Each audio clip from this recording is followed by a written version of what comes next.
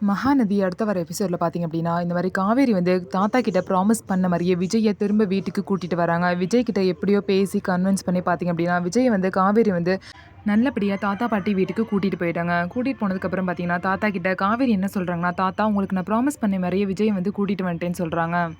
இதனால தாத்தா பாட்டி 2 பேருமே ரொம்பவே சந்தோஷமாக இருக்காங்க. பாட்டி பார்த்தீங்க அப்படின்னா, அவ்வளோ சந்தோஷமாக விஜயை வந்து உள்ளே கூப்பிடுறாங்க.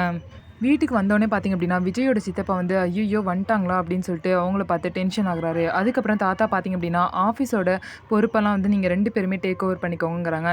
இத பத்தி தான் சித்தப்பா வந்து பேசிட்டு இருந்தாரா? அப்படின்னு சொல்லிட்டு விஜய் வந்து தாத்தா கிட்ட கேட்குறாங்க. ஆமாப்பா, அவங்க பண்றதுக்குள்ள நீங்க வந்து ஆஃபீஸோட பொறுப்பெல்லாம் டேக் ஓவர் பண்ணிக்கோங்கன்னு சொல்லிட்டு விஜய் கிட்டயும், காவேரி கிட்டயும் தாத்தா வந்து சொல்றாரு.